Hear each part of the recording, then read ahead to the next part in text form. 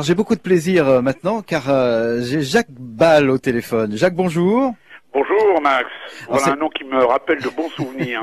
Alors c'est un plaisir évidemment pour nous deux sûrement, mais pour moi en particulier, puisque c'est vraiment mes tout débuts à moi. Oui. Et c'est pour ça que je suis très heureux de t'avoir au téléphone. Alors Bal, pour ceux qui ont connu les différentes radios sur lesquelles tu as sévi pratiquement partout. Partout, oui.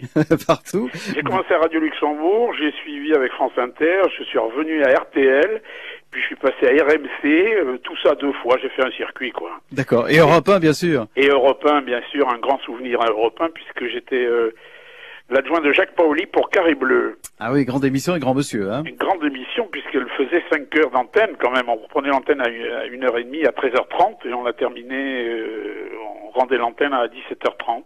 Et donc quel était ton rôle dans tout ça? Eh ben, organiser, remplacer Jacques quand il le fallait, faire du micro bien sûr, voilà, puis organiser l'émission avec Marie-France Brière, et puis avec un certain nombre de personnages qui eux-mêmes démarraient dans cette émission. Quelques noms comme ça? Et ben il y avait Christian Morin. Tiens. Christian Morin qui démarrait. Il y avait un certain nombre de personnages qui étaient. Nous avions eu Michel Perrin qui est un auteur connu et reconnu, qui est de la région bordelaise elle aussi, puisqu'elle est même du bassin d'Arcachon. Elle a écrit les cotonniers de Basse-Salane et qui était chroniqueuse. Il y avait il y a eu un monde fou qui est passé entre les mains de Jacques Paoli, si j'ose dire, mais pour le bien de Carré Bleu, quoi. Alors, Jacques Bal, évidemment, c'est combien d'années de carrière? Parce que c'est un jeune retraité, là, qui vous parle. Eh ben, 42 peut-être, un truc comme ça. Entre la télé et la radio, j'ai fait tout ça. Oui, parce que la télé aussi, il y a eu Question pour un champion. Oui, il y a eu surtout Canal. Canal, bien sûr, évidemment. Canal à ses débuts, puisque j'ai fait partie de la toute première équipe, avant même que Canal n'ouvre son antenne, avec Pierre Lescure, et puis voilà. Et puis, bien sûr, Question pour un champion que j'ai monté. À la radio, sur Radio Monte Carlo, on est parti avec Jean-Michel Desjeunes, Pierre Lescure et moi. C'était Monte Carlo Magazine? C'était Monte Carlo Magazine, exactement, bonne mémoire. Dans ta longue carrière, qu'est-ce qui t'a marqué le plus? Parce que tu as fait aussi plein d'émissions, plein de styles d'émissions, des horaires aussi, pratiquement à toutes les heures du jour et de la nuit. Deux choses ont marqué vraiment ma carrière, entre guillemets. C'est d'abord ma présence ici aux côtés de Jacques Paoli, qui était un personnage mythique de la radio, avec une voix somptueuse, un débit exceptionnel et vraiment un français, une culture journalistique extrêmement rare. Et le trio que nous avons formé avec Pierre Lescure, Jean-Michel Desjeunes et moi-même.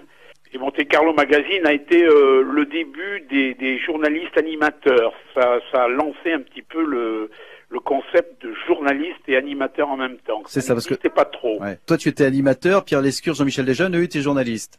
Journaliste et animateur. Non, moi j'étais d'abord journaliste. Hein. Ah oui, j'ai démarré avant eux puisque je suis plus vieux. J'avais une très vieille carte je crois que c'était le 20 591, le numéro de carte de presse. Voilà, et puis on est devenu journaliste, animateur. On a appris à faire du montage, on a appris à diriger une émission de radio sur tous les plans, quoi. Je veux dire, de A à Z, à la fabriquer, quoi. Donc ça c'est l'époque Monte Carlo Magazine. Et puis Jacques, vu que tu es un petit peu en dehors de cela maintenant, en dehors de la radio, parce que tu as arrêté, tu es à la retraite, on dit ça comme ça? On dit ça comme ça, oui. Mais c'est pas tout à fait vrai. Le cas. Si. Je suis sur le bord du bassin d'Arcachon, ma ville natale. Vénard. Et puis voilà. Mais vous savez, Oui. Je croyais pas à ça. Je ne croyais pas à ça, mais on n'a pas le temps. On n'a pas beaucoup de temps quand on est à la retraite.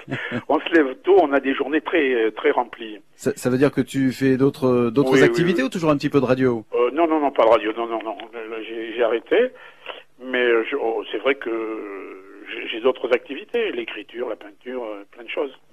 Et ça manque pas un peu le micro quelque part? Par moment, mais pas tous les jours.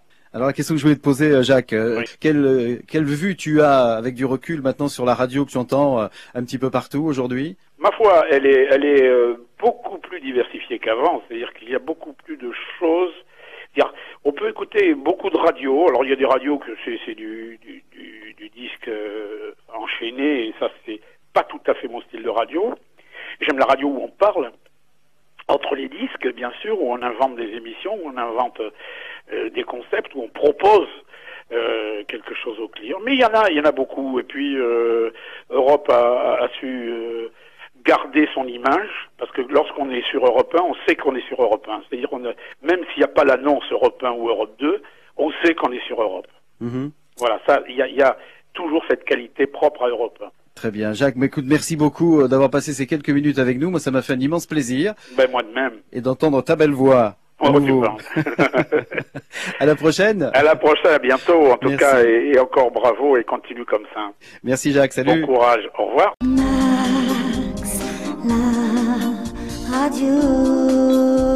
Max, la radio.